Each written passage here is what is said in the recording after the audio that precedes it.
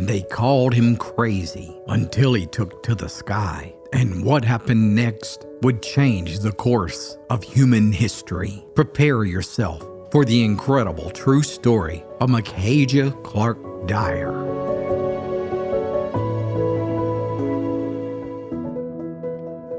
Our story begins in 1832, deep within the rugged isolation of the Appalachian Mountains in northeast Georgia. For untold generations, these peaks had belonged to the Cherokee.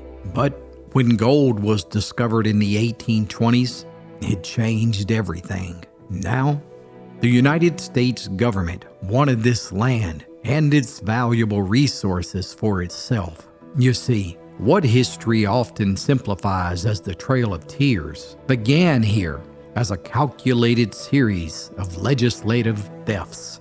One of the most brazen of these was the 1832 land lottery. It took place on the steps of the Georgia state capitol, where the fate of these ancient mountains were decided by the turn of two massive iron-caged wheels. Inside one wheel were thousands of slips of paper with land grants of 160 acres that were stolen from Cherokee soil. The other drum held the names of hopeful white settlers looking to instantly acquire one of these massive tracts of land. And with a simple turn of the wheel and an $18 fee to the government, a man could claim a 160-acre tract of ancient territory. Each day, for 7 straight months, native lands were given away in this manner. In total, 18,309 land lots and 35,000 gold lots were given away to any white man or widowed woman lucky enough to have their name drawn for the price of an $18 registration fee. And just like that, the land that had once been the very heart of the Cherokee Nation was now turned into 10 new counties in northern Georgia.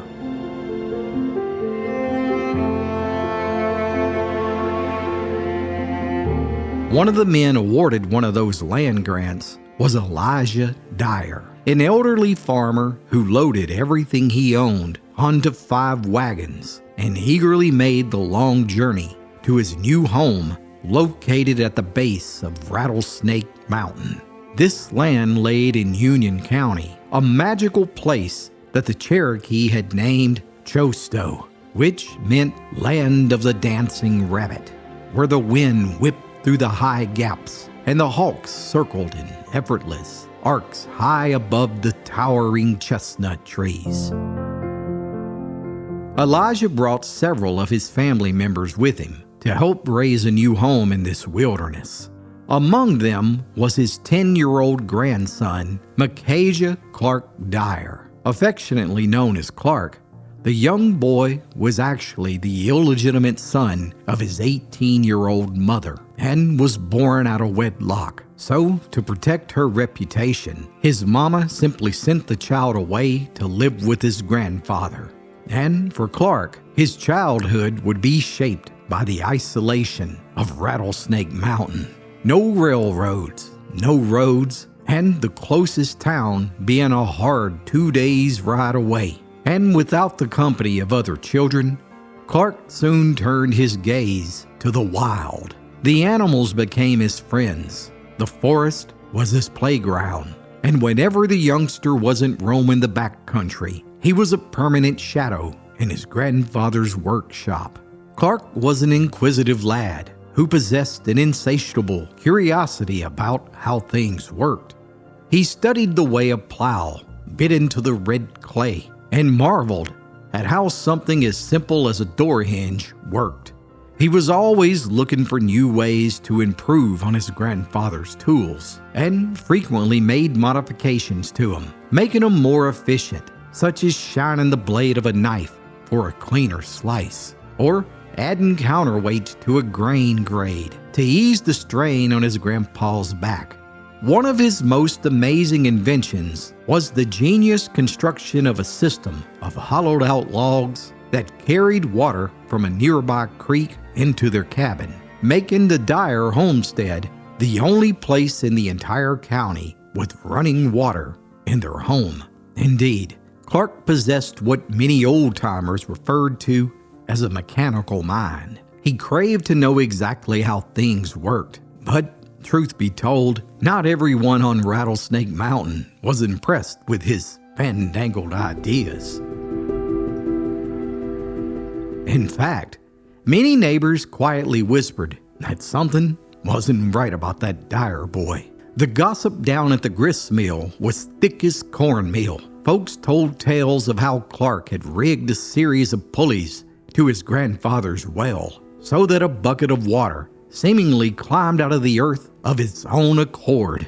"Why, it ain't right, I tell you," one fella spoke up while leaning against the sack of grain. "A man's supposed to sweat for his water. If the good Lord wanted water to jump out of the ground, he wouldn't have gave us backs to haul it out with." And the sentiment wasn't any kinder down at the Methodist church, where women folk gathered in their Sunday best and watched the lanky youth with suspicious eyes. "It's a restless spirit that boy carries," one woman whispered while clutching her Bible to her chest. "Why, my Amos saw him down at the creek last Tuesday, just staring at a dragonfly for the better part of an hour, all while drawing shapes in the dirt with a stick. I recollect that boy's got his head so full of gears and gadgets that there ain't nary bit of room left for the gospel." Another woman leaned in close. "And have you uns heard tell of that butter churn he built?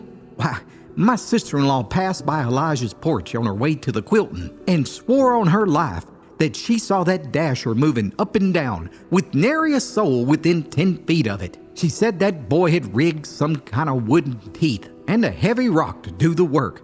And I say it's a lazy, sinful thing. It ain't natural for a machine to have a will of its own. That boy's touched in the head. You mark my words. Ain't no good ever came from a man trying to outsmart the way things have always been done."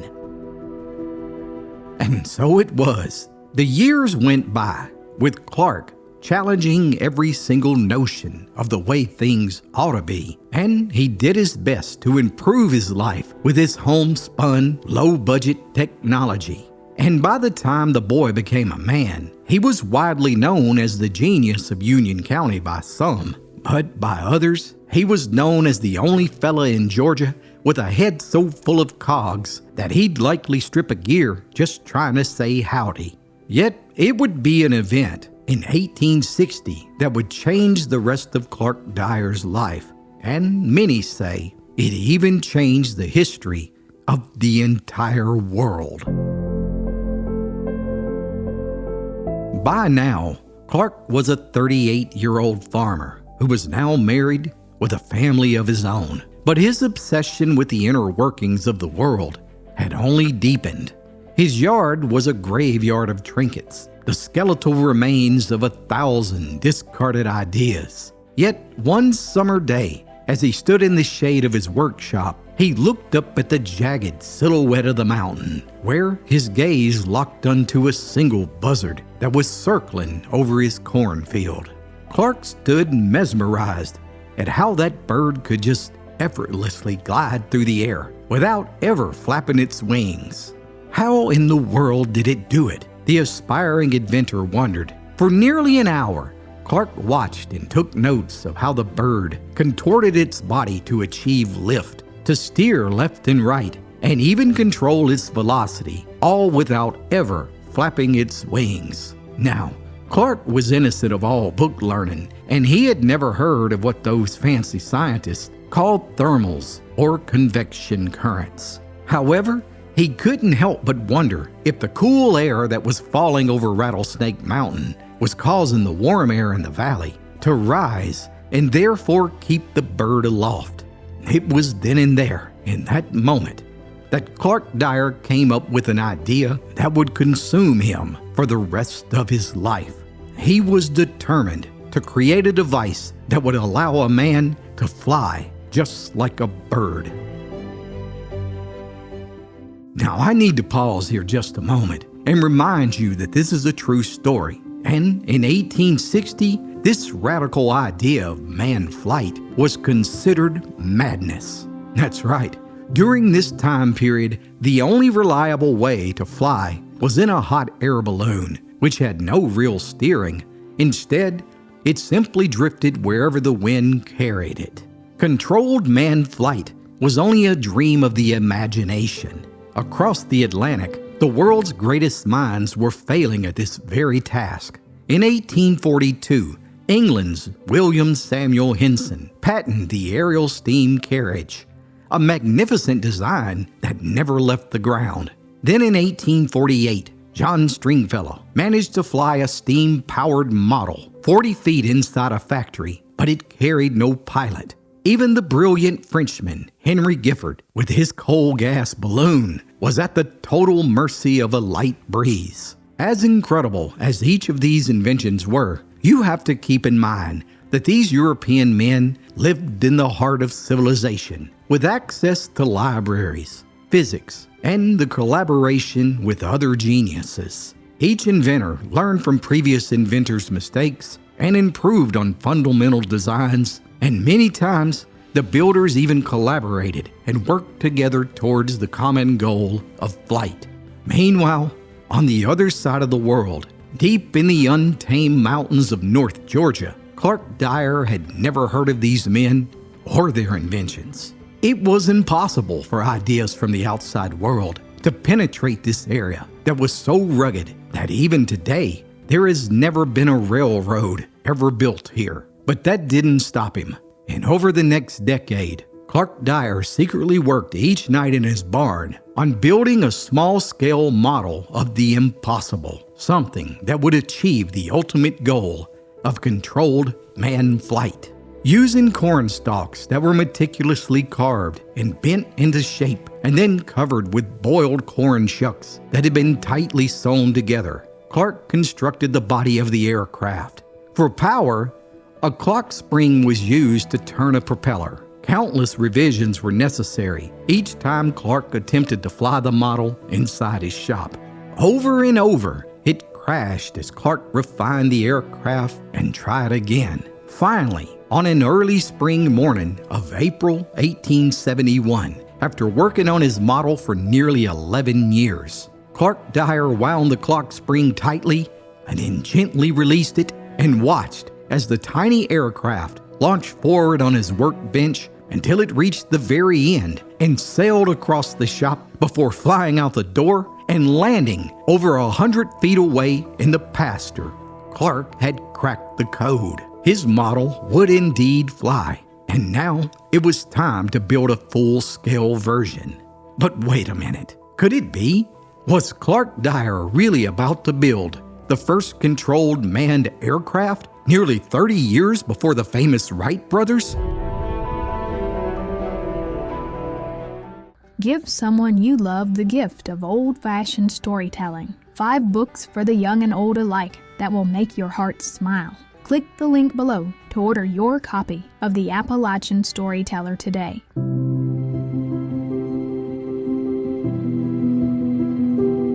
During the early 1870s, Clark turned his small-scale modeled airship into a full-fledged aircraft, complete with a fuselage constructed out of white pine that was lightweight and sturdy enough to carry a pilot. The farmer-turned-inventor did his best to keep the project a secret and out of the public eye. For nearly 4 years, he perfected the machine, until finally the day came for its first flight in the spring of 1874. Clark had watched the buzzards and the hawks circling for days above his crops, and although he couldn't explain the scientific reasons, he sensed that the air was just right to put his machine to the ultimate test. The mountaineer decided he would need witnesses for the big event, so several neighbors were invited to witness the spectacle firsthand and were now standing with their mouths agape as Clark rolled his contraption out of the barn and into the light of day for the first time. "Son, your cheese has done slid off your cracker for sure this time," one man cackled as he shook his head in disbelief. And then another woman chimed in. "Well, it looks like you did a mighty fine job constructing that death trap, but it's too bad that you forgot to build a brain for the pilot." And with that, the entire crowd burst into side-splitting laughter. But Clark Now, he was unfazed, and he continued preparations for the inaugural flight. For power, Clark had taken a dual approach. He spent months constructing a rail system that ran nearly 100 yards up the long, steep side of Rattlesnake Mountain. And now, using an ingenious pulley system, spectators watched in disbelief as this surely crazy man hand-cranked his precious invention up the rails to the very top where it was secured by a bowline knot. And then a hush fell over the gathering as Clark, with nothing for protection aside from his slouch hat, climbed into the fuselage and strapped himself in. For years, he had dreamed of this moment, and there he sat and took it all in for a few seconds before he whipped out his pocket knife, and with one quick slash, he cut the rope that was holding the airship in place, and off they went at an incredible rate. Instantly, it zipped down the tracks, picking up more speed than Clark could have ever imagined, as his hands were holding on for dear life to the wooden sides. Faster and faster, they tore down the mountainside as the tracks groaned and creaked under the strain. By the time he reached the curve at the base of the mountain, he was traveling at a tremendous rate of speed, just as his death trap hit the final U-shaped ramp that would launch the aircraft into the air. Clark had designed a system of pedals operated by his feet that turned huge gears which pumped air into his cigar-shaped Zeppelin, which in turn exhausted it through the rear of the Zeppelin and created thrust. Harder and harder Clark pedaled, creating as much air pressure as possible, and at the very last second, he gave a big yank on two ropes and pointed the nose of the cornhusk Zeppelin towards the sky. And then, as the rails ended, spectators watched in absolute amazement as the airship sailed through the sky for hundreds of feet and even managed to gain a bit of altitude. The fuselage where Clark was seated was outfitted with several pulley and rope systems, which the pilot used to steer the vessel as he completed nearly an entire circle around Rattlesnake Valley before crashing to the earth. Clark Dyer had done the impossible. Up in the hills of Georgia, gold took the Cherokee land. Elijah claimed his acres, turned by a lottery hand. He brought a young Clark to the mountain, a boy with a curious mind. He tracked the birds in the heavens and dreamed of what he might find. Oh, Clark Dyer watched them fly, hawks drifting in the sky, built a dream with wood and wire, gave the wind his heart's desire. Folks all laughed, but he knew why. Man could rise and learn to fly from rattlesnake to open air. First wings flown by Clark Dyer. Clark Dyer.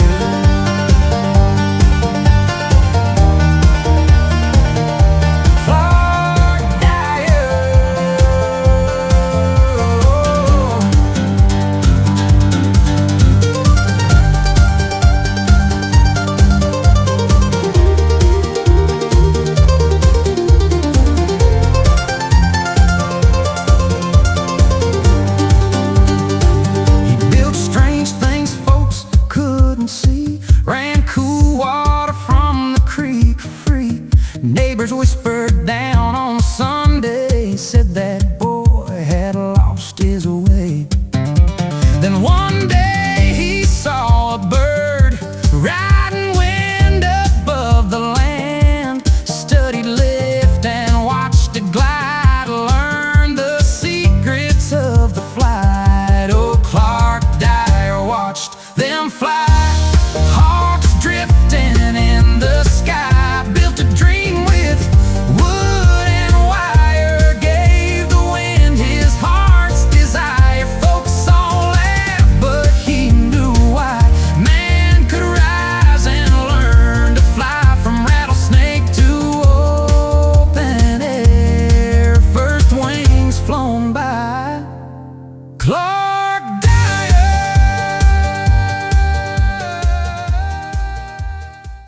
Astonishingly, Clark Dyer had flown what he named an apparatus for navigating the air, and word of his incredible test flight spread all over North Georgia.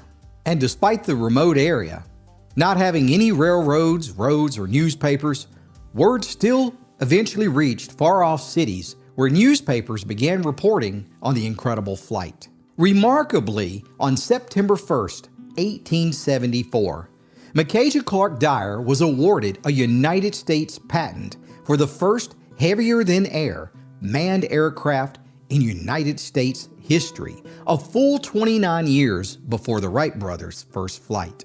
Speaking of the Wright brothers, here's an interesting fact that I discovered while researching this story. You see, when Clark Dyer passed away in 1891, rich investors quickly began pouring in with offers to purchase his aircraft and his patent. And before long, Clark's son sold both of them to wealthy businessmen who came from Atlanta, known as the Redwine Brothers. And to this very day, it's been rumored and even suspected that that aircraft was then sold to, did you guess it? That's right, the Wright brothers. Over the past couple of decades, there have been many efforts to recognize Clark's contributions to the advancement of aviation history. Since then, a beautiful monument has been constructed at his gravesite in Georgia, and his name has been added to the Smithsonian National Air and Space Museum Wall of Honor. And if you're ever in Blairsville, Georgia, be sure to stop by the Union County Historical Society Museum, where a replica of Clark's aircraft is still on display. Well, how about that? Was Clark Dyer the first man to fly a heavier-than-air machine?